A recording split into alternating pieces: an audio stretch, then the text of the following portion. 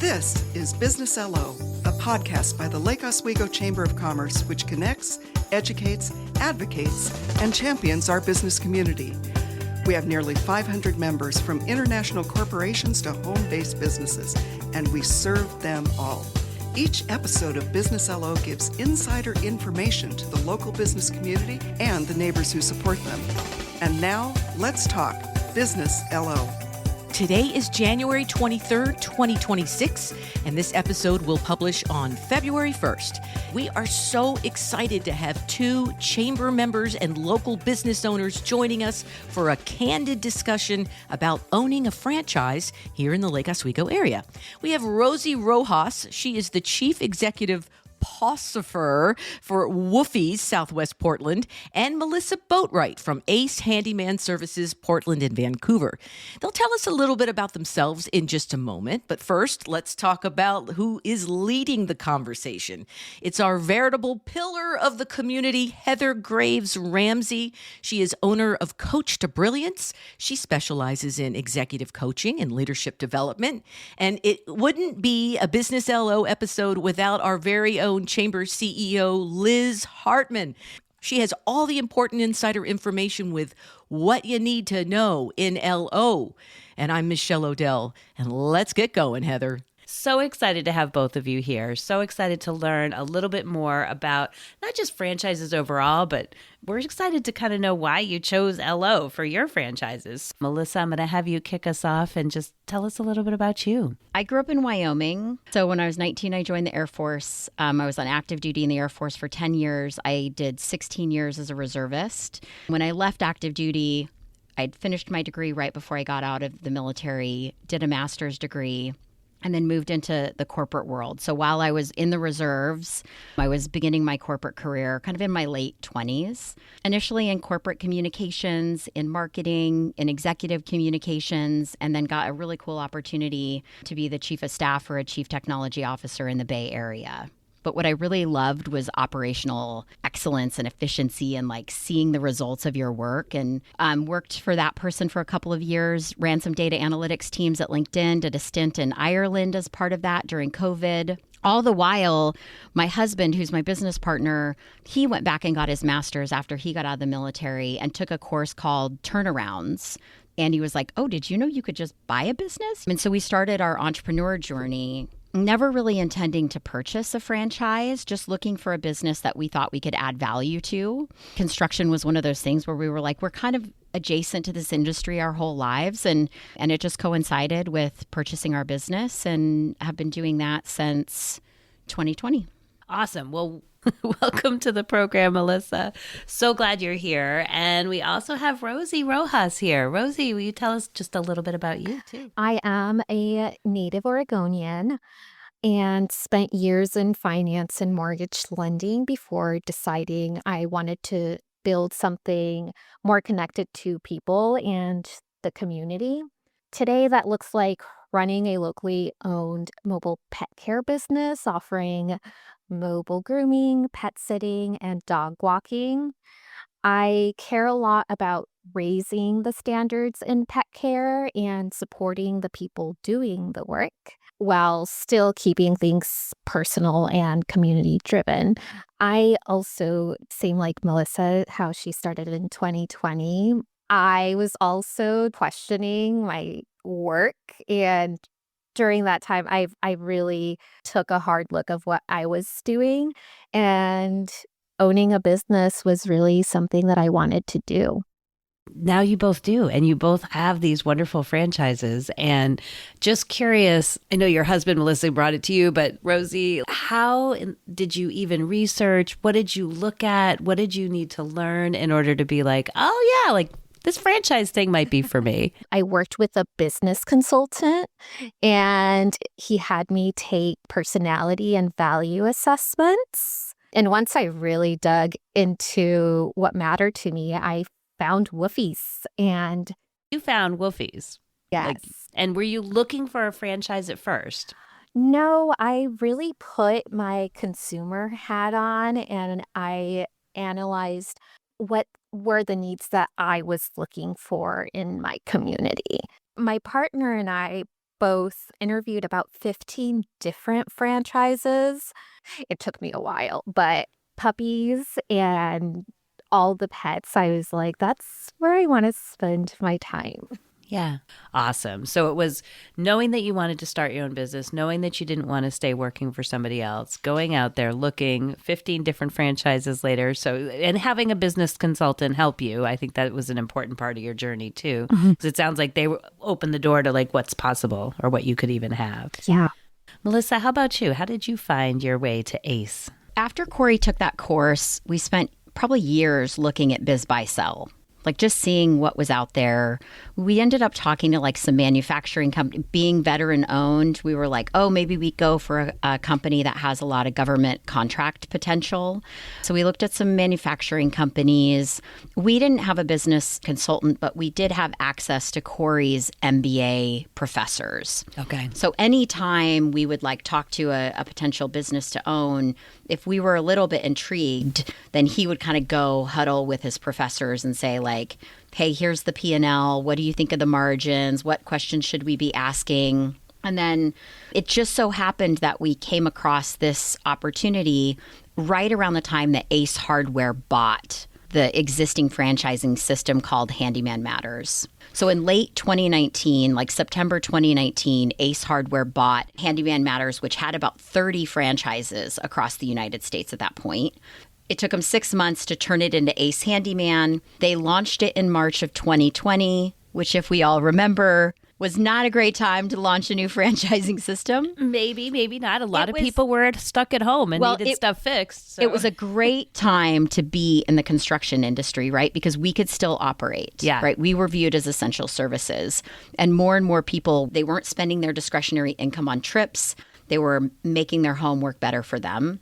We had this massive tailwind that we didn't even know we had, right? Until like really about 2022 when things started to normalize again. We saw the business, we saw the numbers. We also had the benefit of the military community. So the veteran is like an incredibly tight-knit community. But you did look at the numbers too. So you were 100%. We did due diligence, right? We did all the things. But I think one of the things, whether you're buying a franchise or not, I think some folks think that buying, I won't say some folks. One of the things that when I have to bump up against my own stereotypes about franchising, before we considered a franchise, I was like, but isn't franchising kind of like the easy way out?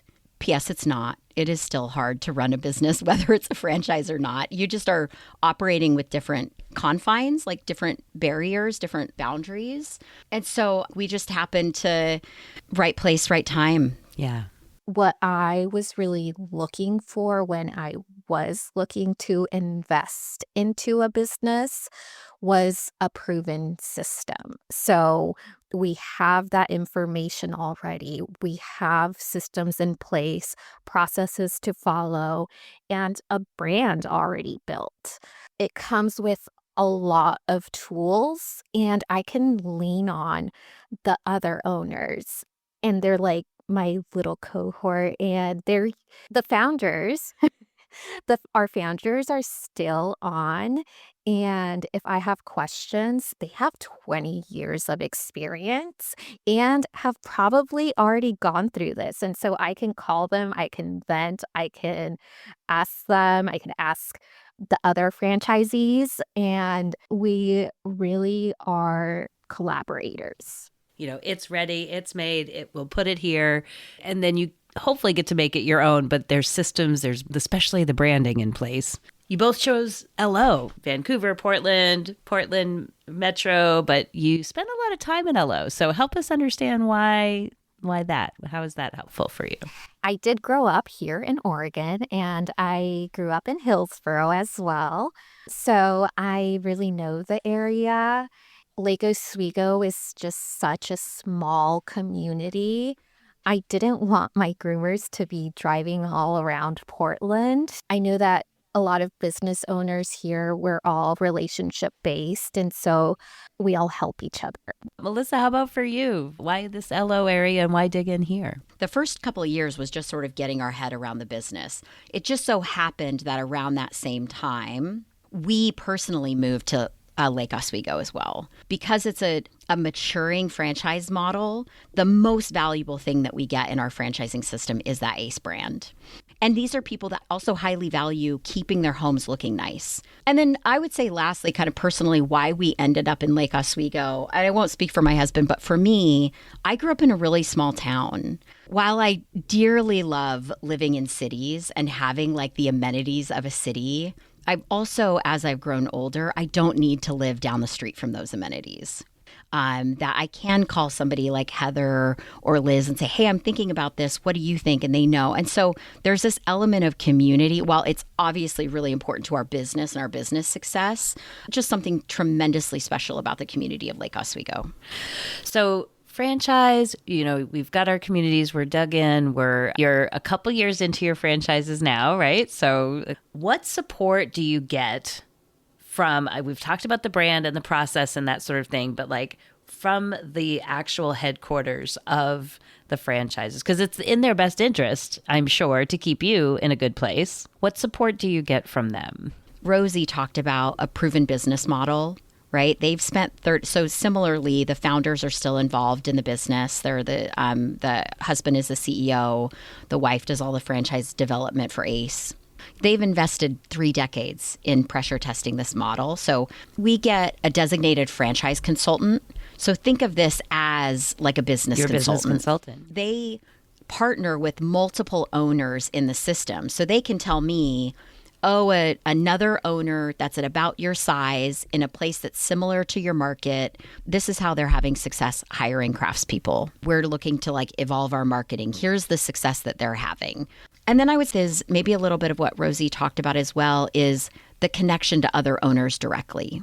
Both of you have partners that you're working with and own these franchises with. And then when you were talking about the people that own the franchises, they're married. So what is it with people that are married and franchises? What's going on with that? And how does that work for you? Definitely was test in our relationship. Finding new ways to communicate with each other on a business level is completely different than working your own 9 to 5 or whatever it is. I am very thankful for my husband, Tulsi Seidman. He shows up to all of my events. He will sometimes even help me in farmers markets. He does help, and it definitely brings the relationship to a whole other level. I love it. So for us, it is a test. We recently sold our Central Oregon operations to a husband and wife partnership as well. When I think about the people that went to the conference a couple weeks ago, 15 of the 20 were partnered relationships that were in business together. It's a little different for us because Corey doesn't work full time in the business. So obviously the business is really important in our lives and to our livelihood. And so we make we're having a strategy session tomorrow. Let's talk P&L strategy. So that is different because we have to make space and keep boundaries so that he can focus on his full-time job. Yeah.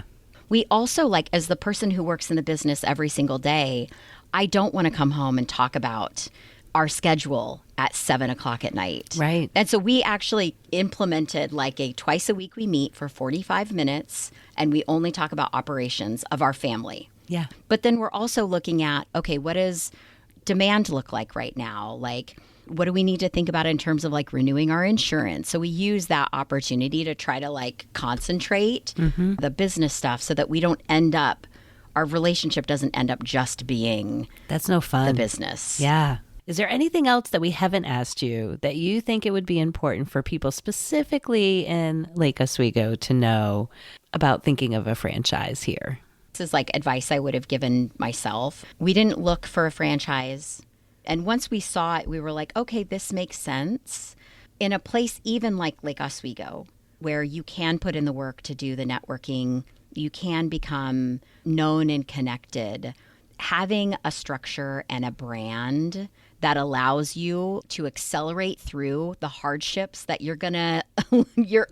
everyone's going to go through them as a business owner is in a market like Lake Oswego can be, as you're making your decision, weigh it appropriately, weigh that value appropriately. That makes sense. Something that I would say is just find something that aligns with you, because you are going to be spending a lot of time in the business or on the business. And there's phases just like any other businesses.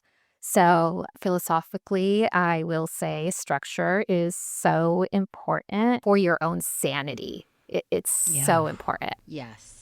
When you look at the franchise disclosure agreement, you can see the names of all the other owners and you have their contact information. So if you are looking into buying a franchise, you should call at least 10 other owners, ones that are still in business and ones that have closed their franchise, and use those as data points. That is absolutely fair. Yeah, we called those validation calls, and definitely important. All the research is really key. Well, thank you both for bringing your awesomeness, your business, your franchise to here in Lake Oswego, but also to this wonderful podcast. But I just am so grateful to have had time with you, and we're excited to put this out there and to help other people who might be thinking of starting a franchise or being a part of one. How might people be able to get in touch with each of you? Woofys.com/SW Portland, and socials, of course. So we're Woofys SW Portland. How about you, Melissa? How can we find you? Similarly, acehandymanservices.com. If you put in your zip code, it'll direct you straight to us. We are on social media, so usually it's AHS Portland. But again, search Ace Handyman Portland, Ace Handyman Lake Oswego, Ace Handyman Vancouver. All roads point back to me. All right. Well, thank you so much for joining us. Thank you for having us. Thank you. Okay, Liz, what is going on? What do we need to know in LO? The Chamber has been busy in putting together affiliate groups, and the first one that has started is the LO Tech, which are people who work in Lake Oswego in tech or live in Lake Oswego and are in tech. This group will meet the third Tuesday from 4:30 to 6, and it will be at a different place every month.